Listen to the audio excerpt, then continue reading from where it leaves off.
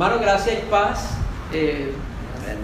Vamos a empezar a compartir algo de las Escrituras juntamente con nuestros hermanos acá en la localidad. Vamos a mirar por las Escrituras a desarrollar un tema que está relacionado con el creyente, con el pecado y con la carne, ¿sí? Vamos a poder mirar cómo nuestro Señor Jesucristo en la cruz ha dado la provisión que el cristiano necesita para su vida, ¿sí? E incluso para su vida después de la muerte. Yo llamaría eso la vida después de la vida, ¿sí? Entonces nuestro Señor Jesucristo, la Escritura dice que Dios nos ha dado a su Hijo, ¿cierto? Cuando nos dio a su Hijo, también nos dio con el Hijo todas las cosas. Recuerde que el Padre le dio toda potestad y autoridad al Hijo, ¿cierto? Y le dio toda la plenitud al Hijo. Pero el Hijo, al mismo tiempo que le dio a la iglesia toda la plenitud que el Padre le dio al Hijo, ¿sí? Entonces nosotros como iglesia cada vez más debemos tener como esa conciencia de lo que nosotros tenemos, porque no es algo menor, hermano.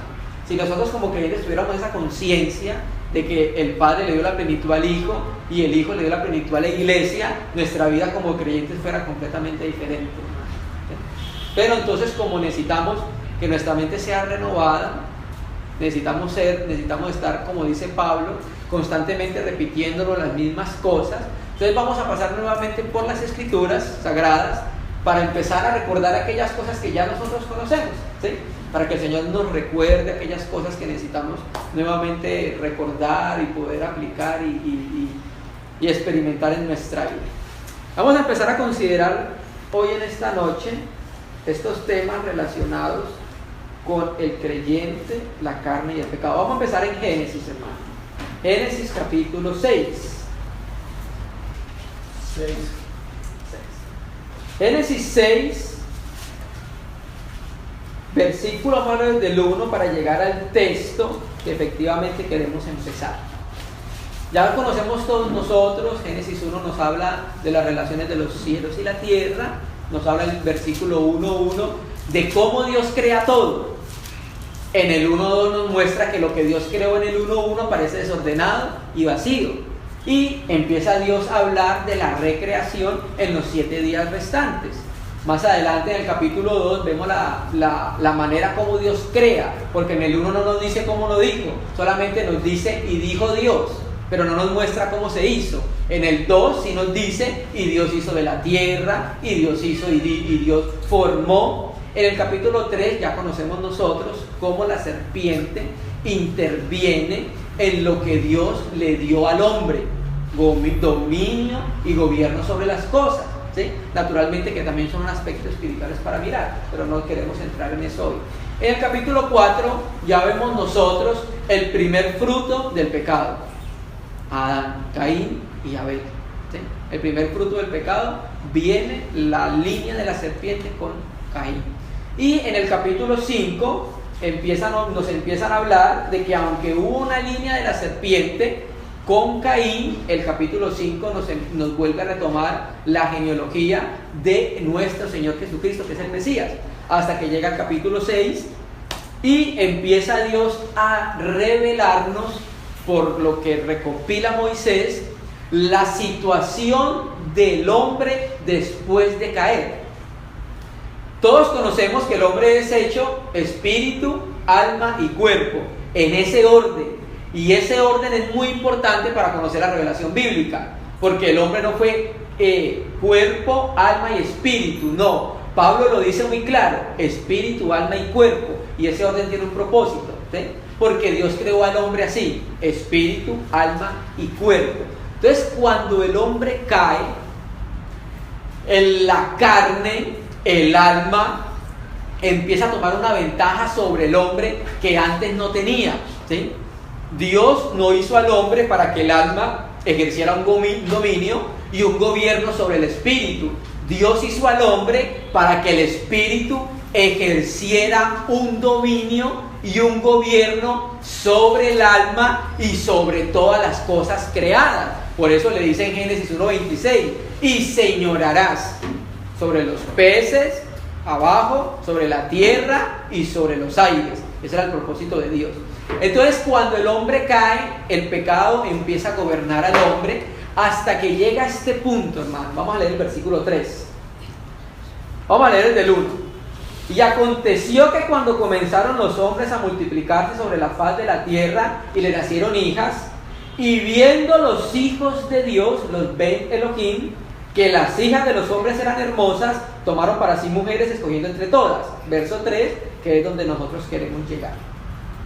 Y dijo Yahvé: no contenderá mi espíritu, ahí debe ser espíritu con mayúscula, porque es el de Dios.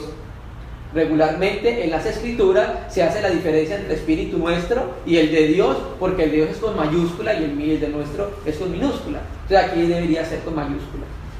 No contenderá mi espíritu con el hombre para siempre, porque ciertamente él es ¿qué? Carne. El hombre, cuando Dios lo creó, no era carne. La carne es la máxima expresión del pecado en el hombre. Entonces el hombre llegó a un punto donde lo que expresaba era la perfección del pecado en vez de presentar la perfección de Dios. El hombre llegó a un punto que expresó el pecado 7 veces 7. ¿Cómo así, hermano? Cuando tú miras la genealogía de Caín, tenemos al séptimo desde Adán, por la línea de Caín. ¿Y era quién? Lamec. ¿Y qué dice la escritura que hizo Lamec? Tomó para sí 2 mujeres. Y eso en la historia y en lo que Dios creó, Dios dijo que el hombre se iba a unir a su mujer y los dos eran una sola carne. No había lugar para un tercero. 3 no hacen una sola carne, ni 4 ni 5. 2 hacían una sola carne, marido y mujer. Entonces llega este hombre llamado Lamec, la perfección del pecado, el séptimo, y destruye aquello que Dios había instituido, ¿cierto? Entonces ya el hombre se volvió, ¿qué? Es carne. La intención del corazón del hombre siempre es ¿a qué? Al mal, ¿cierto? Entonces, como la intención del corazón del hombre estaba alejado de la intención del corazón de Dios, entonces ¿qué hace Dios? Envía a su Hijo para remediar ese problema.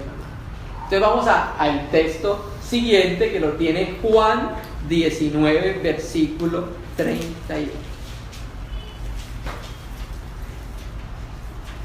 La máxima expresión del hombre caído es la carne.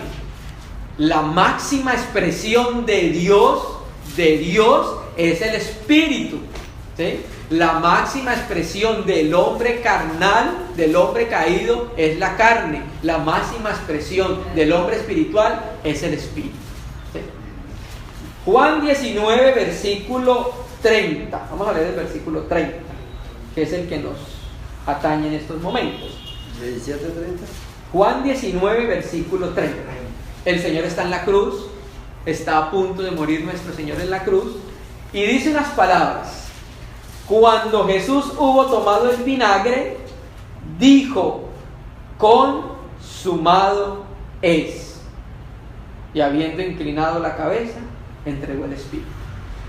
La Biblia textual que tenemos acá dice totalmente pagado. Y quiero que nos centremos en esta palabra, porque esta palabra es la que vamos a empezar a utilizar para poder desarrollarla. La palabra griega, cuando dice consumado, es la palabra raíz es teleio, declinada es tetelestai, y declinada es como conjugado en nuestro idioma. Y esa palabra, en los últimos descubrimientos arqueológicos, se han encontrado facturas en las cuales aparece esa palabra, tetelestai, y se utilizaba en un término comercial que significaba todo está pagado. Y los hermanos que son comerciantes deben conocer ese aspecto. Cuando una deuda es completamente cancelada, la persona no debe absolutamente nada. Entonces el Señor en la cruz estaba diciendo: todo está pagado ante el Padre, ¿sí? Entonces el hombre se volvió carne, pero Dios ha dado a su Hijo para que el hombre vuelva a la posición donde Dios lo colocó en un principio. ¿Cuál era? Vas a gobernar abajo, en las aguas, en la tierra y en los cielos. Son aspectos espirituales, ¿cierto? Abajo hace referencia a los abismos, en la tierra hace referencia a todo animal y bestia que repta, y en los cielos hace referencia a todas las potestades que están en los cielos, ¿sí? Eso es más o menos una tipología. Entonces el Señor en la cruz dice tetelestai, lo transcribe en griego Juan, porque el Señor está hablando era en hebreo o en arameo, pero el Nuevo Testamento se escribió la mayoría todo en griego. Entonces el Señor dice tetelestai en la cruz, todo está consumado, todo está pagado, todo está cumplido, ¿sí? Entonces, ahora ¿qué tiene que hacer el hombre? El hombre lo que tiene que hacer es mirar ese sacrificio, descansar en ese sacrificio, ¿sí? Para poder llegar a la posición que Dios colocó al hombre. Amén. Y más adelante vamos a mirar entonces cuál fue la posición que Dios colocó al hombre. Porque es en esa posición en que nosotros debemos vivir nuestra vida cristiana. ¿Amén?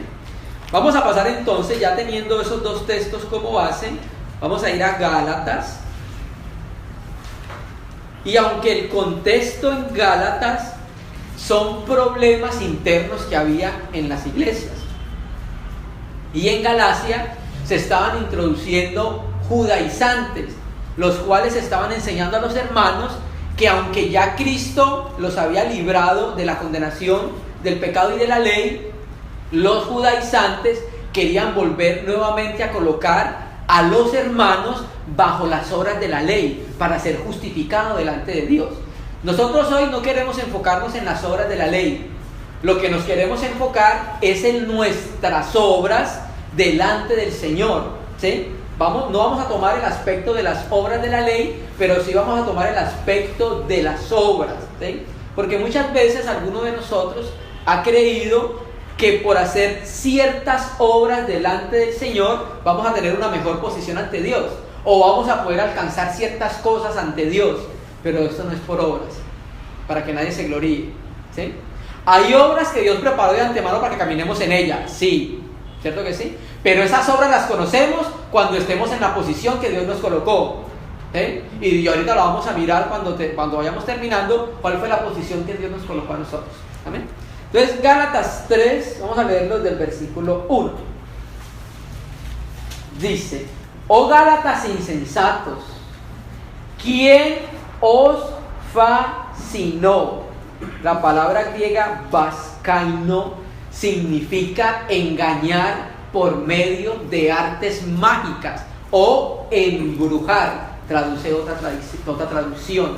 Entonces, hermano, nada raro que eso haya sucedido con Eva, porque la escritura dice que el diablo se aparece como ángel de luz, ¿sí? Entonces, de alguna manera fascinó, embrujó a la mujer. Y 2 Corintios 11:4, Pablo dice a la iglesia: temo que así como la serpiente engañó a Eva, vuestros sentidos, los sentidos espirituales de la iglesia, sean desviados de la sincera fidelidad que le merecemos a Cristo. ¿Quién os fascinó para no obedecer a la verdad? A vosotros, ante cuyos ojos Jesucristo fue ya presentado claramente entre vosotros como crucificado. Entonces, ¿qué acabamos de leer? En Juan 19:30, tetelestai. ¿En dónde fue eso? En la cruz. Entonces, lo que nos presentaron a nosotros fue el Cristo crucificado, el Cristo que da salvación, el Cristo que da reposo y el Cristo que nos coloca en la posición que Dios nos colocó, para que después podamos estar en las obras que Dios preparó de antemano para que anduviésemos en ella. Entonces, a nosotros nos presentaron un Cristo que nos salvó, un Cristo que nos justificó, un Cristo que nos glorificó. Ese fue el Cristo que a nosotros nos presentaron. Y ese Cristo que nos presentaron a nosotros, para acceder a Él no tuvimos que haber hecho ninguna obra. Descansar el sábado, reposar en el Señor, haber creído en su obra preciosa y consumada, porque esa es la doctrina de la justificación. Dice el versículo 2: esto solo quiero saber de vosotros, ¿recibiste el Espíritu por las obras de la ley o por el oír con la fe? Versículo 3: tan necios sois, y aquí donde nos vamos a centrar, hermanos. Todos nosotros como creyentes, cuando empezamos nuestra carrera como cristianos, no la empezamos por la carne, ¿sí? Cuando creímos que se nos dio, que no teníamos el Espíritu. Cada uno de los creyentes sobre la faz de la tierra, cuando empieza, ¿qué hace? Nace de nuevo y empieza en el Espíritu. ¿Qué quiere Dios? Que como empezó en el Espíritu, ¿cómo termine? Pues en el Espíritu. O sea, lo normal de un creyente es que sea espiritual. Lo anormal es que no sea espiritual. Y hay que pedir al Señor que nos ayude, porque es un problema en el que todavía estamos nosotros sumergidos. Entonces, como nosotros comenzamos en el Espíritu, lo normal que Dios pide es que continuemos en el Espíritu y cuando partamos de este mundo a la otra vida, sea en el Espíritu. Eso es lo más normal que Dios nos pide. Hermano, pero es que es tan difícil vivir la vida cristiana como Dios pide. Pero el Señor no dijo tetelestai. Todo está consumado y ya todo está pagado. Tan necios sois, habiendo comenzado por el Espíritu, ahora vais a acabar por la carne. En la Biblia textual, me gusta la traducción como la tiene porque da más fuerza de lo que dice el griego. Donde dice, vais a acabar por la carne, la Biblia textual dice, os perfeccionáis en la carne. Ahí está el hermano que lo puede confirmar que la tiene. ¿Listo? La palabra griega es epiteleo, la raíz, epiteleise. Significa teleo, que también significa, de lo que vimos ahorita de tetelestai, la raíz es teleo, significa epi es sobre y teleo es completar. Entonces significa que hay una completación hasta el punto máximo de la carne. O sea, Pablo le está diciendo a los hermanos en Galacia, ustedes comenzaron por el Espíritu. ¿Cómo es posible que se estén perfeccionando en la carne? O sea, están llevando a la mayor expresión el pecado. ¿Y cómo se llama eso? Lo que leímos en Génesis 3. El hombre es sarc, carne. Y la carne es la mayor expresión del pecado. Entonces, el reclamo del Espíritu Santo a Pablo, por Pablo a los Gálatas, es el mismo reclamo a la iglesia el día de hoy. Es el mismo reclamo y no ha cambiado. Hemos comenzado por el Espíritu porque estamos perfeccionando la carne. Porque estamos moldeando la carne para darle una forma perfecta. ¿Por qué no más bien estamos moldeando la vida espiritual para darle la forma que Dios quiere? Dios ha dicho algo. Sé perfecto como vuestro Padre que está en los cielos es perfecto. ¡Ah! Hermano, ¿cómo es eso? ¿Cómo es que nosotros vamos a alcanzar una perfección que Dios tiene? Hay una perfección que es innata de Dios, que ningún hombre nunca la va a poder alcanzar. Pero la perfección que Dios nos pide, si Dios nos las pide, es porque se puede alcanzar. Si no se pudiera, Dios no pide. Dios no pide algo que no podamos cumplir. ¿Sí me entiendes? Entonces, uno de los mayores problemas de nuestro tiempo es que la carne la estamos perfeccionando.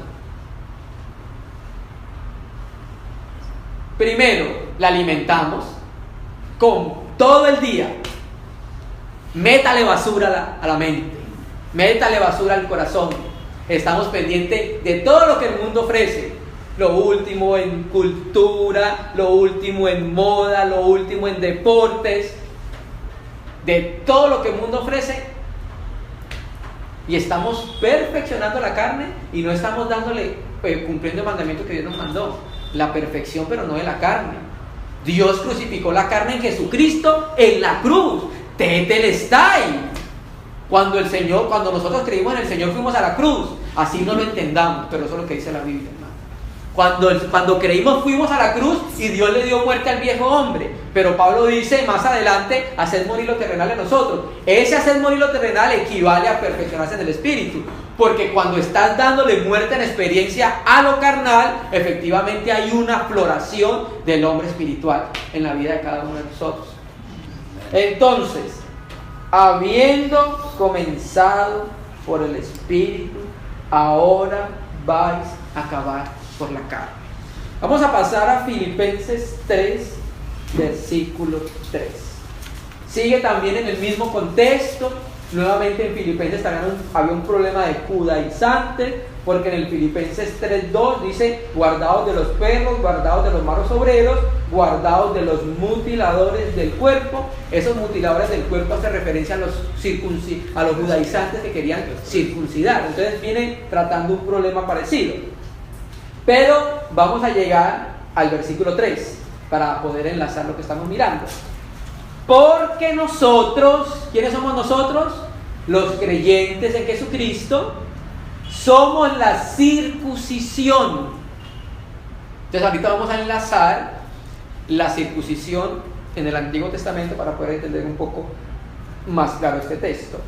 ¿Cuáles? Los que en espíritu servimos a Dios. Efectivamente, para nosotros existen solamente dos clases de servicio a Dios, pero uno que va a ser solamente aceptado ante Dios.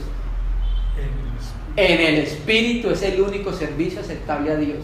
En la carne no hay ningún servicio que tenga valor ante el Señor. ¿Sí? Cuando presentamos un servicio a Dios en la carne, Dios huele eso como mortecina y corre y aparta su cara de ese servicio, porque huele a muerto, huele a Adán. Y esto que estamos hablando es para todos nosotros. Y como decía mi hermano, los oídos más cerca son los míos. Porque nosotros somos la circuncisión, los que en espíritu servimos a Dios. Y ahorita vamos a mirar por qué tiene que intervenir la circuncisión para hacer un servicio a Dios en el espíritu. Y nos gloriamos en Cristo Jesús, no teniendo confianza en la carne. Entonces, cuando la circuncisión opera a diario, porque la circuncisión opera una vez, ¿sí? La muerte del viejo hombre operó una vez, pero la muerte del viejo hombre sigue operando. Volvemos a repetir lo que dijo Pablo: haced pues morir, tiempo presente. Pero también Pablo dice: vuestro viejo hombre fue crucificado. O sea, ahí es lo que debemos entender para no confundir los textos: posición y experiencia. La posición del creyente, ¿cuál es? Está muerto. Cristo. La posición del creyente, ¿cuál es? Está resucitado. Esa es la posición. Pero hay una experiencia de la posición.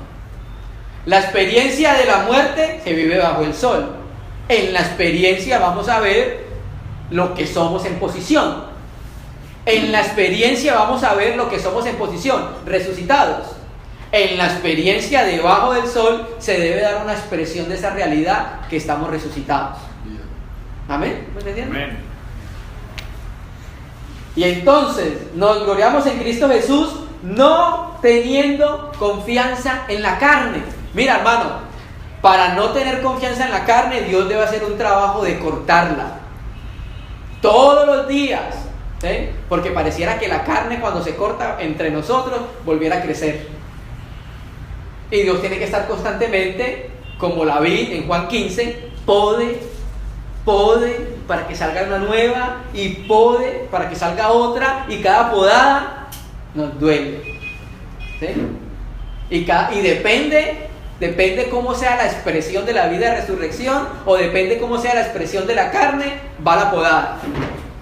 Si hay mucha carne, mucha podada. Si hay poca carne, poca podada. Si hay mucho espíritu, poca podada, ¿sí? Si hay mucha carne, demasiada podada. El problema de la podada es la disciplina. Lo que necesitamos para que el carácter, ese carácter que tenemos, que todavía no se parece al carácter de Cristo, se parezca a ese carácter. Entonces Pablo dice, no teniendo confianza en la carne, pero tenemos que entender que Pablo también hablaba por experiencia. Pablo no estaba lleno de teología en su mente y tenía un corazón amargado. No, Pablo estaba lleno de palabras de vida, y esto era experiencia en la vida de Pablo. No tenemos confianza en la carne, porque Dios ya había hecho un trato con Pablo en la circuncisión. Entonces, para entender ese aspecto que Pablo no está hablando, vamos a ir a la circuncisión. Vamos a Génesis capítulo 15. Vamos a empezar desde el 15 y vamos a llegar al capítulo 17, donde se habla precisamente de la circuncisión.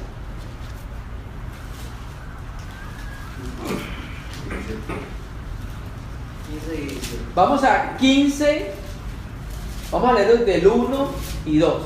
Debemos tener en cuenta esto. Abraham, cuando fue llamado de Ur de los Caldeos, tenía 75 años. Estaba casado con Sarai, no tenían hijos. La escritura dice que Sarai era como estéril, ¿cierto? Habían pasado 75 años cuando Dios los llama de una tierra donde se adoraba demonios, porque Ur de los Caldeos era un lugar de ídolos, ¿sí?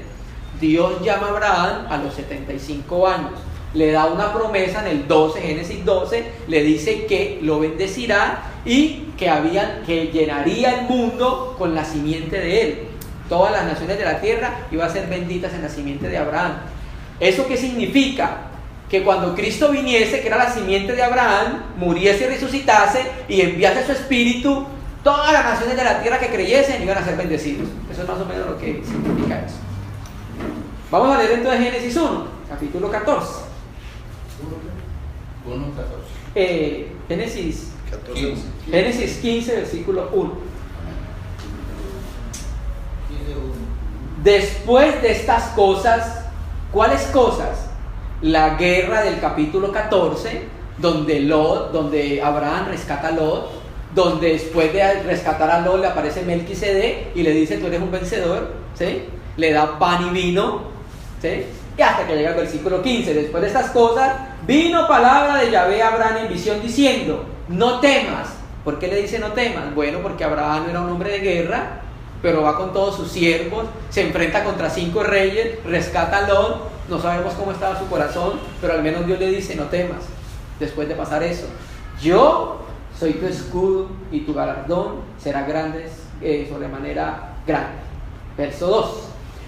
Y respondió Abraham, Yahvé o Adonai Yahvé: ¿qué me darás siendo así de años sin hijo? Y el mayordomo de mi casa será este Damaseno Eliezer. Damaseno, de Damasco. En ese tiempo se conocía la ciudad de Damasco. Entonces Dios le había hecho una promesa a Abraham de que iba a tener hijos, pero han pasado 75 años, Abraham, y más años después del llamamiento, y Abraham vio que no tenía hijos, y él le dice: Señor, ¿quién va a ser mi heredero? Porque Abraham, dice la escritura, que era rico en ganados, en siervos, en ovejas. Entonces Dios le da una promesa en el versículo 4. Luego vino palabra de Yahvé diciendo: no te heredará sino un hijo tuyo, será él que te heredará. ¿Cierto? Entonces, ahí estamos viendo que Dios le promete que un hijo de los lomos de Abraham iba a ser el que le iba a heredar. Bueno, llegamos a ese aspecto. Nosotros vivimos 10 años, 20 años, 30 años, algunos 40 y algunos 50 en la vida del alma, ¿cierto? Cuando vivíamos sin Cristo, vivíamos todo en la vida del alma y presentábamos la mayor expresión de la vida del alma, que es la carne, ¿cierto? Porque ya lo conocemos por Gálatas: manifiestas son las obras de la carne. Y cuando tú lees las obras de la carne, ese era yo, ¿cierto? Y así es el diablo, pero ese era yo, sin Cristo. Cada uno de nosotros: manifiestas son las obras de la carne, y empezar una lista. Ah, Señor. Entonces nosotros vivimos toda nuestra vida antes de ser creyentes en esa vida, ¿sí? Entonces, como ahora Dios quiere expresar la vida de Él en nosotros, hay una particularidad que está en la vida de Él, que todavía no está en nosotros, pero quiere formarla y forjarla: la paciencia, la hipomonía.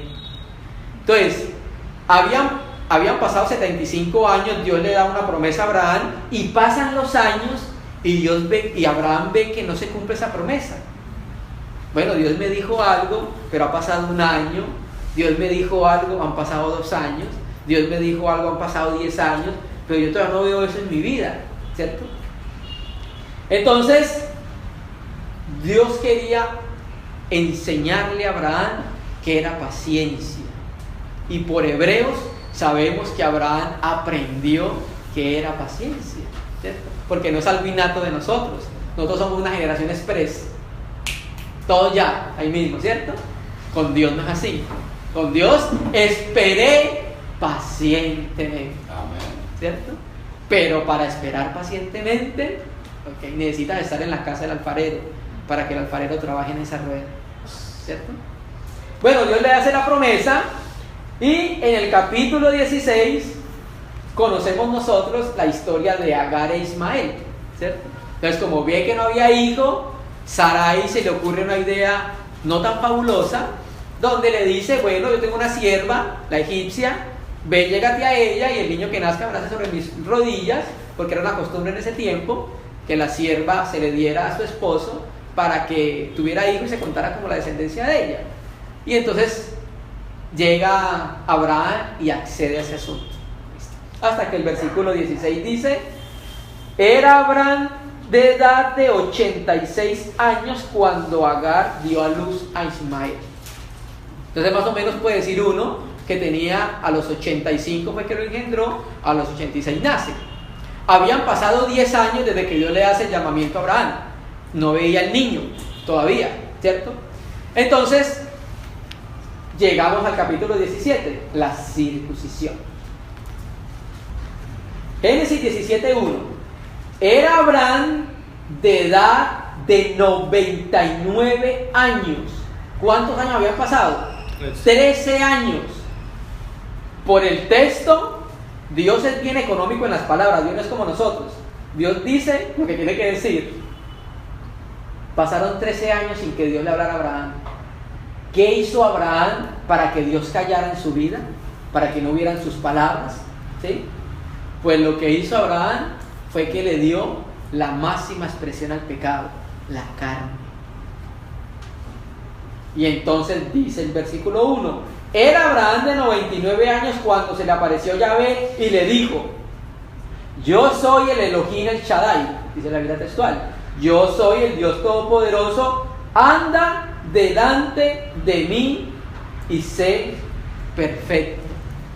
¿Recuerdan lo que vimos en Gálatas? Habiendo comenzado por el Espíritu, van a terminar en la carne, o sea, van a perfeccionar en la carne. Entonces, ¿por qué Dios le da estas palabras a Abraham? Porque Abraham había echado mano de la carne. Cuando aceptó acostarse con Agar y nace Ismael. ¿Cómo lo sabemos? Pablo nos habla de esas alegorías en Gálatas, ¿sí? Que Pablo nos dice que estas dos mujeres son dos alegorías. Una es engendrada por el Espíritu y la otra es engendrada por la carne. Entonces, ¿qué es engendrado por la carne? Lo que nosotros hacemos, cuando nosotros estiramos nuestras manos y hacemos, porque no esperamos que Dios haga. Y así estamos perfeccionando la carne, incluso le estamos dando apariencia de santidad a la carne, porque estamos viendo que lo que estamos haciendo es bueno. Esto es lo que yo le pedí al Señor, esto es lo que yo quería, ¿cierto? Entonces Abraham manifestó la mayor expresión del pecado, que era la carne. Entonces Dios le dice, por causa de eso, sé perfecto, porque no lo está haciendo. Y Dios le dice hoy a la iglesia, seamos perfectos, porque no lo estamos siendo. 2. Pondré mi pacto en ti y te multiplicaré en gran manera. Entonces, ¿cuál era el pacto? Pasemos al versículo 10. Este es mi pacto, que guardaréis entre mí y vosotros, tu descendencia después de ti, será circuncidado todo varón entre vosotros. Ese era el pacto. Sí. ¿Por qué Dios le manda a circuncidar la carne? Porque fue lo que utilizó para producir a Ismael. Hermano, y hay veces nosotros producimos Ismaeles con los que tenemos que lidiar toda nuestra vida, hermano. Es que esto no es un asunto para tomarlo a la ligera, hermano. Nuestras decisiones fuera de Cristo en la carne son problemas muchas veces que nos acarrean toda la vida. Un matrimonio no iniciado por el Señor, un negocio no iniciado por el Señor, una decisión no involucrado el Señor, nos va a costar toda la vida. ¿Y sabe cómo era Ismael? Ahí lo dice en Génesis 16. Ismael se enfrentaba a todos y todos se enfrentaban a Ismael. O sea, era una posición, hermano. La carne siempre en contra de las cosas de Dios. Eso lo dice Gálatas. ¿Por qué? Se opone. El espíritu se le opone a la carne. Hay una lucha constante porque el espíritu no quiere que hagamos eso, pero la carne quiere hacer eso, lo que le da la gana. La carne siempre quiere hacer lo que quiere. Y por eso los hombres quieren ser libres, porque ellos quieren hacer lo que ellos quieren, porque no quieren darles cuentas a nadie del pecado que están haciendo. Muchas veces el ateísmo no es cuestión de evidencia, porque hay evidencia que muestra que existe un creador. Es más un asunto de conciencia moral, porque no quieren apartarse de su pecado, porque no quieren reconocer que están fornicando, que están adulterando, que están robando, que están siendo infieles. Es un asunto de conciencia moral, que reconocimiento del Señor. Entonces, este es mi pacto que guardaréis entre mí y vosotros y tu descendencia después de ti. Será circuncidado todo varón de entre vosotros. Entonces ya conocemos nosotros por Colosenses 2:11. Vamos a leerlo y volvemos aquí rápido a Génesis 17:11. Vamos a Colosenses 2:11, que nos muestra la realidad de la circuncisión. Es que el Señor nos dice que tenemos que despojarnos de todo pecado, ¿no? Y eso es podándolo, eso es cortándolo. Eso se llamaba un pedernal, un cuchillo, donde cortaban al niño a los 8 días. Y había sangre. En ese tiempo no había hospitales como hay hoy, pero había sangre cuando se cortaba eso. ¿Y sabe qué nos dice Hebreos, hermano? No hemos combatido contra el pecado hasta derramar sangre, dice la Biblia textual. No hemos combatido contra el pecado hasta verter sangre. ¿Qué es la sangre? La vida. La vida de la carne está en la sangre. O sea, nuestra lucha con el pecado debe llegar a un punto, hermano, en que nuestra vida se pierda. O sea, no estamos hablando de un aspecto literal. Ahora, si Dios quiere hacerlo de esa manera, pero estamos hablando de que hay que perder esa vida, hermano. Nosotros nos queremos mucho, nos amamos mucho, nos consentimos mucho, no queremos que nada nos pase, no es que yo soy el hijo del rey, entonces a mí no me puede oler ni el pelo. O sea, hay muchas cosas que en nuestra vida que tienen que volverse al Señor, hermano. Colosenses 2:11. En él también fuiste circuncidado con una circuncisión no hecha a mano, al echar de vosotros el cuerpo pecaminoso carnal en la circuncisión de Cristo. ¿Cuándo fue la circuncisión de Cristo? Verso siguiente. Sepultados con él en el bautismo, en el cual también fuiste resucitado con él. ¿Cuándo entonces fuimos circuncidados? ¿Cuándo se nos despojó el cuerpo pecaminoso carnal? Cuando fuimos crucificados con el Señor. En la cruz Dios cortó con la carne, ¿sí? Pero hay una experiencia que nosotros estamos viviendo debajo del sol, donde Dios está nuevamente podando esa situación, ¿sí? Entonces volvamos a Génesis 17:11. El 10 era: este es mi pacto que guardaréis entre mí y vosotros en tu descendencia después de ti. Será circuncidado todo varón entre vosotros. ¿Por qué? ¿Recuerda lo que leímos en Filipenses? ¿Qué leíamos en Filipenses? Que nosotros somos la circuncisión, los que servimos ¿en qué? En espíritu. Mientras no haya un trato con esa naturaleza carnal que nos asedia, con la cual nos deleitamos tanto, no va a haber un servicio espiritual al Señor. Bueno, mientras el mundo nos atraiga tanto, ese servicio que le hacemos al Señor es un servicio que va a ser fétido, hermano. Porque ese servicio no llega a la presencia del Señor. Lo único que llega a la presencia del Señor es Cristo. Entonces el 11: circuncidaréis pues la carne de vuestro prepucio, y será por señal del pacto entre mí y vosotros. Entonces, entre Dios y nosotros hubo un pacto de sangre, primeramente, pero también hay una señal de pacto en nuestra carne, que Dios le dio muerte al viejo hombre. Esa es la señal que hay entre Dios y nosotros también. Dios mató al viejo hombre en la cruz cuando crucificó a nuestro Señor Jesucristo, ¿cierto? Entonces, esa es la razón por la cual Abraham estaba perfeccionando la carne. Estaba perfeccionando la carne. Sarai una vez le dio un consejo que fue bueno.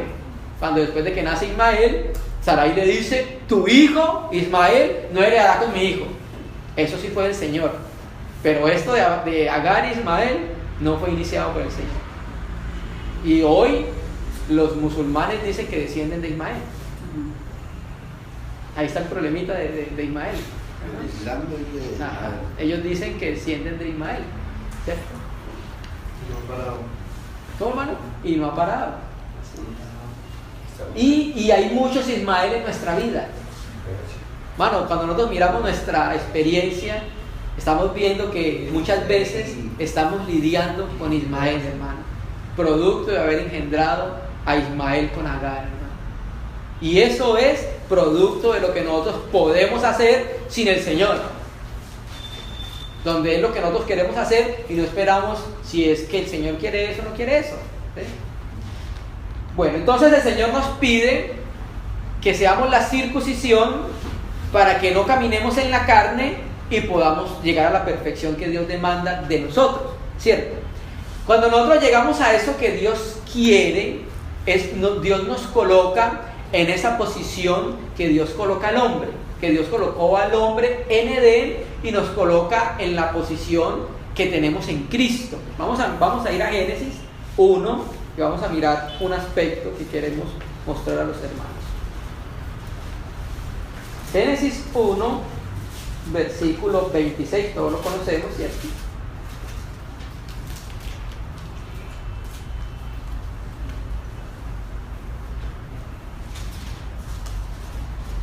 Génesis 1, versículo 26.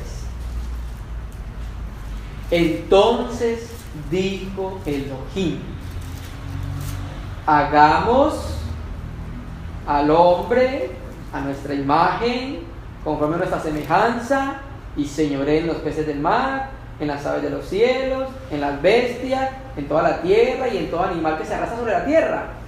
Y creó Dios al hombre a su imagen, a imagen de Dios lo creó. Pasemos al versículo 31. Y vio Dios que todo lo que había hecho, y he aquí que era bueno en gran manera, y fue la tarde y la mañana, ¿cuál día? Sexto día. ¿Cierto?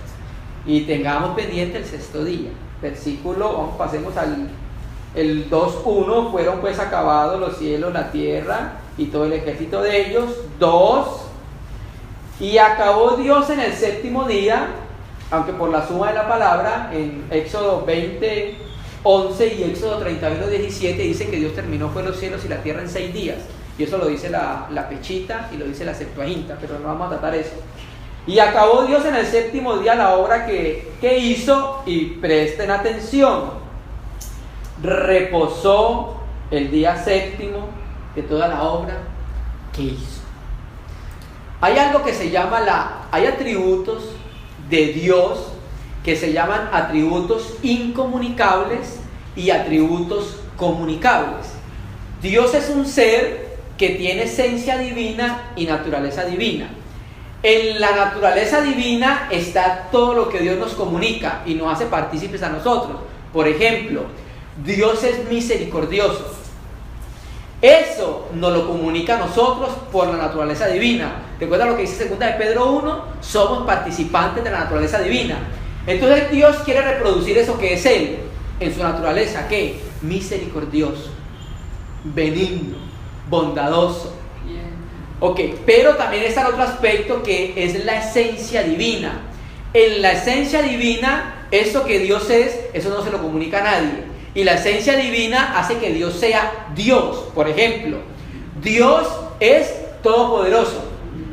Dios no le comunica a ninguna creación que sea todopoderoso, ¿sí? Dios es omnipresente. Dios no le comunica a ningún ser humano ni a ninguna creación que sea omnipresente, ¿sí? Dios es omnisciente, que Dios lo conoce todo. Y ninguna criatura nunca lo va a conocer todo, ¿sí? Entonces, en los atributos divinos, en la esencia divina, está algo que se llama la presciencia, que se llama el previo conocimiento que Dios tiene de todas las cosas, ¿sí? Los mormones dicen que a Dios lo cogió desprevenido la caída, ¿sí? Y a Dios no lo toma desprevenido nada, porque Él conoce todas las cosas antes de que sucedan, ¿sí? Entonces Dios tiene en sí mismo el previo conocimiento de todas las cosas. Dios sabía que el hombre iba a caer, porque Él lo conoce todo. Dios nos muestra una figura de lo que le va a dar al hombre para que pueda vivir su vida espiritual. ¿Cómo? En el séptimo día. ¿De qué manera? Vamos a leer otra vez Génesis 2:2. Y acabó Dios el séptimo día la obra que hizo y reposó el séptimo día de toda la obra que hizo. Adán fue creado ¿qué día? Sexto. Dios reposó séptimo. Entonces el primer día para Adán ¿qué era? Reposo. El primer día para Adán, que era el séptimo, para Dios era ¿qué? Reposo para Adán. O sea que Dios estaba mostrando que el hombre iba a necesitar reposar. ¿Recuerda lo que dice el Señor Jesucristo? Venid a mí todos los que estén cargados y cansados, que yo os haré reposar. Entonces no hay otro lugar en el universo donde el hombre pueda descansar, reposar y sentarse. Hermano, hay algo que debemos entender. Para nosotros vivir la vida cristiana, para vivir en las obras que Cristo preparó de antemano, para que caminásemos en ella, primero tenemos que aprender a reposar. Porque cuando aprendemos a reposar, estamos sentados juntamente con Cristo en los lugares celestiales. Hoy el cristianismo está invertido. El cristianismo primero camina y luego se sienta. El cristianismo primero debe reposar y sentarse y luego caminar. Entonces Dios estaba dando a entender que el hombre iba a caer, pero el hombre necesitaba reposar del pecado, para que no hubiera una expresión del pecado, sino una expresión ¿de quién? De nuestro Señor Jesucristo en la vida de iglesia y en la casa de Dios. Nosotros en cada iglesia, en cada ciudad, con todos los creyentes, somos la expresión del reino de Dios. Eso no es algo menor, es la expresión de Dios en ese lugar. No es algo menor, es la expresión de Dios en ese lugar. Entonces, vamos a hablar un poco para terminar del reposo. Vamos a ver Hebreos 4 y ya con esto terminamos. ¿Por qué perfeccionamos muchas veces la carne? Porque nosotros no hemos aprendido a descansar en el Señor. Y como no hemos aprendido a descansar en el Señor, tenemos que alargar nuestra mano, tenemos que irnos para donde Agar y poner a funcionar la carne para que las cosas nos salgan como nosotros queremos. Hebreos 4, versículo, vamos a ver del 4 para que lo podamos enlazar con Génesis 2:2. Porque en cierto lugar dijo así del séptimo día. Génesis, Hebreos 4, versículo 4. Porque en cierto lugar dijo así el séptimo día, y reposó Dios de todas sus obras en el séptimo día. Pregunta, ¿Dios reposa porque se canse? No. Dios no reposa porque se canse. El reposo de Dios es que haya satisfacción en su casa, haya contentamiento, haya alegría en su casa donde Él vive, mora y habita. Nosotros. Entonces, cuando Dios encuentra eso, reposa Dios. Porque ¿qué dice la Escritura? El Señor Jesús, ¿qué dice? Mi Padre y yo trabajamos hasta el día de hoy. Y trabajamos con la hermana Nora, con la hermana Nelly, con el hermano Silvio, con el hermano Yair. Pero cuando Dios encuentra satisfacción en nosotros, la Escritura dice, reposa Dios. Y empieza a trabajar con otro hermano y con otro hermano. Entonces por eso en Génesis nosotros vemos ya, es una figura de la Nueva Jerusalén, donde Dios no tiene que hacer ningún trabajo con nosotros. ¿Vamos a seguir conociéndolo? Sí, pero el trabajo de tratar, de podar, de martillar, ese trabajo cesará. ¿Seguiremos conociéndole eternamente? Claro que sí, porque Dios es inconmensurable e insondable. ¿Sí? Tenemos una mente demasiado limitada, finita, y más en esta condición, pero en la resurrección tendremos una mente un poco más amplia, más sin embargo la eternidad será para conocer a ese ser que no se puede conocer, en el cual estaremos nosotros delante de Él. Y tendremos que darle cuenta cómo vivimos la vida cristiana. Cada cosa que nosotros hagamos está registrada y los libros se van a abrir. Nosotros, el Señor nos está viendo todos los días, sus ojos nos están observando. ¿con qué corazón venimos a la reunión? ¿Con qué corazón hacemos las cosas? ¿Con qué corazón servimos? ¿Cómo lo hacemos? ¿Cuál es la intención? Entonces pasemos al versículo 9. El 4 decía: porque en cierto lugar dijo Dios así el séptimo día, y reposó Dios de todas las obras en el séptimo día. Y versículo 9 dice: por tanto queda un reposo para el pueblo de Dios. ¿Quién es el pueblo de Dios?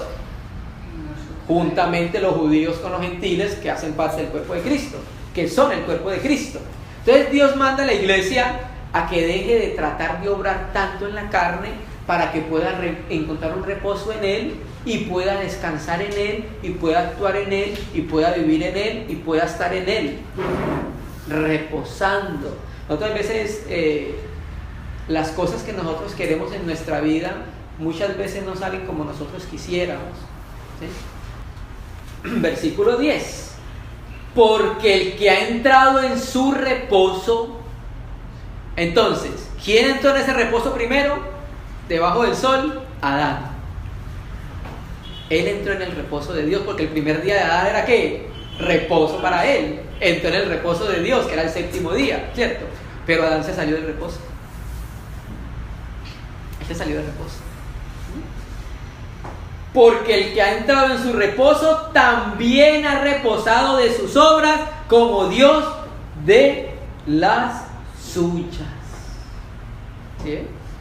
El que ha reposado en el Señor, el que tiene puesta su confianza en el Señor, el que cree que Dios es el que va a hacer y no nosotros. A pesar de que la situación esté color de roja, color rojo, color de hormiga, a pesar de que la casa se esté cayendo, a pesar de esas situaciones, cuando aprendemos a reposar en el Señor, estamos descansados completamente. Y aprendemos a caminar, aprendemos a orar, a obrar por la guianza del Espíritu, y no estamos perfeccionando las obras de la carne, ¿cierto? Porque es que las obras de la carne se perfeccionan precisamente de esa manera, obrando. ¿Cómo se vuelve un hermano y una hermana de oración? Orando, ¿cierto? ¿Cómo se vuelve un hermano o una hermana lector de la palabra? Leyéndola, ¿sí? ¿Cómo perfeccionas esa vida de oración? Orando. ¿Cómo perfeccionas la carne? Obrando en ella. Y cada vez que estás obrando en ella, le vas dando más peso. Y cada vez le va cogiendo más peso, va cogiendo, se van robusteciendo, hasta que llega a un punto que tiene un peso que tú no lo puedes soportar. ¿Y sabe qué sucede? En el Antiguo Testamento, en el templo de Jerusalén, hubo un tiempo en que había un problema en el templo de Dios, porque había grietas en la casa. Y las grietas, lo que daba a entender era porque había peso, había demasiado peso que había hecho que la casa se agrietara. Lo mismo sucede en nuestra vida. Cuando hay mucho peso de pecado, la casa empieza a agrietarse, hermano. Empieza a agrietarse. Hermano, te voy a entender una cosa. Por ejemplo, una persona de oración, cuando empieza y ora y empieza a orar, y que llega un momento que tiene mucho peso, como así, ¿me entiendes? No puede orar. Sí, o sea, cuando una persona, o sea, para que una persona sea una persona que llegue a ser una mujer o hombre de oración, tiene que empezar orando. Por eso. ¿Ok? ¿Sí? Estamos hablando del peso que produce el pecado. Nosotros vamos obrando, no orando, vamos obrando en la carne. Entonces cada que obramos en la carne va cogiendo peso. Ah, sí. Es que me entendieron mal por orar. Sí. Ah, ok, no, sí. No, y es bueno que pregunte, hermano, porque pronto los hermanos quedan. Sí, cuando vamos obrando en la carne, cada vez que lo vamos haciendo, así como cada vez que vamos orando, vamos llegando a ser hombres y mujeres de oración. Cada vez que vamos obrando en la carne va a coger ventaja y va a coger peso. Y llega un momento en que se nos volvió un monstruo. Se nos vuelve un leviatán, hermano, gigantísimo, hermano. No lo puedes sacar con nada. Nada, hermano. Llega un momento, y ¿qué pasa? Cuando ese pecado se nos vuelve tan monstruoso, tenemos que tratar con él toda nuestra vida. Ismael, producto de haberlo hecho en la carne. Entonces ahí estamos tratando con nuestro pecado. Hay un ejemplo bien claro de eso, hermano. David, un hombre conforme al corazón de Dios. Eso lo dice la Escritura. Yo he visto en la Escritura que no había un hombre que amara a Dios como ese hombre. Más sin embargo, él estiró su mano, actuó en la carne. ¿Y cuál fue el problema?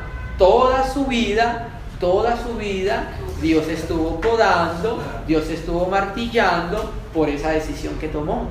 Entonces, cuando hay decisiones que no son iniciadas y no está involucrado el Señor, tenemos que ver toda nuestra vida con Él, hermano. Vivió con el malito todo el tiempo. Así es. Entonces, por eso es necesario que la carne sea cortada, porque si no, cuando obramos en ella, cada vez se va perfeccionando.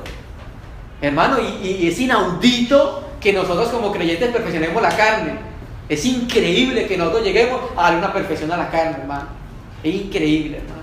Y cuando nosotros vemos la radiografía de la iglesia, eso es lo que vemos. La carne en su máxima expresión, hermano. Es increíble, hermano. Estamos interesados sino en la prosperidad. Yo te profetizo, todo te va a ir bien. Claro, entonces los hermanos se quedan niños espirituales, se quedan con su carnalidad, llevándola a un límite. Puro lamento. Señor, ayúdanos. Segunda de Corintios 8:6 para terminar.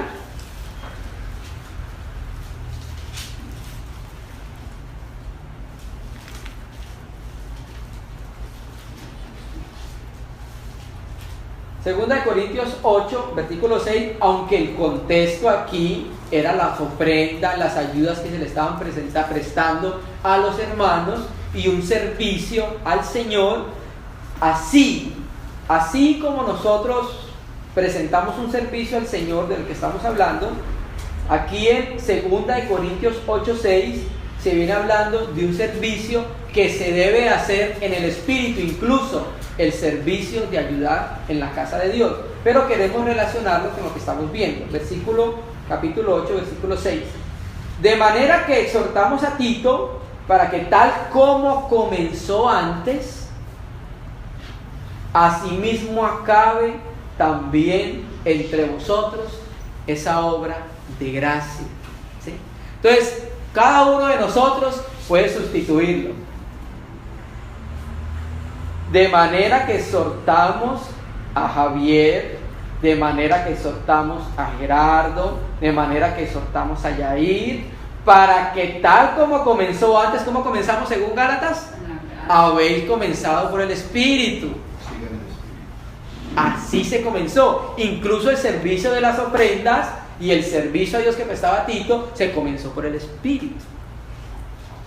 De manera que exhortábamos a Tito para que tal como comenzó antes, asimismo acabe también entre vosotros esta obra de gracia. ¿Por qué de gracia? La obra de gracia, porque no hay suficiencia en nosotros tampoco para esa obra. Es algo que también debemos entender, ¿sí? Si hay algo que podamos hacer, es por gracia. No hay nada más, ¿sí? Si crees que lo hiciste porque eres inteligente, porque puedes o porque tienes fuerza, porque sabes, no tiene valor. Obra por gracia. Pablo decía yo más que todos, pero luego decía no yo, sino la gracia de Dios. Amén. En mí. Y eso nos debe llevar a una condición de humildad delante de nuestro Dios, para que entendemos que nada podemos, amén, que nada sabemos y que nada somos. ¿Sí me entienden? Entonces se comenzó una obra por el Espíritu. Pablo exhortaba a Tito a que la continuara y la acabara esa obra por gracia, ¿sí? Dios nos demanda a nosotros que nosotros acabemos esa obra que empezó en nosotros por gracia y sigue sucediendo por gracia. No hay ninguno de nosotros que tenga suficiencia para sostener esa obra por gracia hasta el final. ¿Sí? Entonces terminemos con Juan 17:4. Empezamos diciendo que nuestro Señor dijo tetelestai, ¿cierto? Juan 17, versículo 4. La obra sacerdotal de nuestro Señor Jesucristo, en la cual intercede por los apóstoles y por todos nosotros, ¿sí? Aquí el Señor ora por todos nosotros, ora por todos los que han de creer en Él por la palabra de los apóstoles, ¿cierto? Entonces aquí está orando también por nosotros. Mira lo que dice el Señor: yo te he glorificado en la tierra. Qué precioso. Cristo vivió para glorificar a su Padre. Aleluya. Cristo vivió para exaltar el nombre del Señor. Hay una glorificación de Dios en lo que hacemos, hay una glorificación de Dios en lo que decimos, hay una glorificación de Dios en lo que vivimos, hay una glorificación de Dios en nuestro hogar, cómo lo vivimos y cómo lo llevamos. El Hijo de Dios vivió para glorificar al Padre. Yo te he glorificado en la tierra, he acabado. La palabra griega teleios, nuevamente, la he completado. En el griego declinado dice teleiosas. La he completado, la he acabado. Padre, tú me diste una obra a mí, y esa obra que tú me diste yo la he llevado a la culminación. O sea, yo la he llevado a la meta. Más adelante Pablo dice: he acabado la carrera. He corrido y ganado la batalla. Llegué a la meta, Señor. O sea, Dios nos trazó una meta a cada uno de nosotros. Dios muestra la vida cristiana de diferentes maneras, como una carrera. En Gálatas dice: corríais bien. De Juan el Bautista se dice: Juan, cuando terminaba su carrera, ¿cierto? También se ve la vida cristiana como un huerto en que Dios nos sembró a Cristo y está trabajando para fructificar. Pero también la vida cristiana se ve como un edificio, piedras sobre piedras que Dios está trabajando, ¿cierto? Entonces dice: yo te he glorificado en la tierra, he acabado la obra que me diste que hiciese. Dios a cada uno de nosotros nos trazó una obra para llevar. A cada uno de nosotros. Todos nosotros tenemos un propósito ante el Señor y una meta y un propósito que cumplir.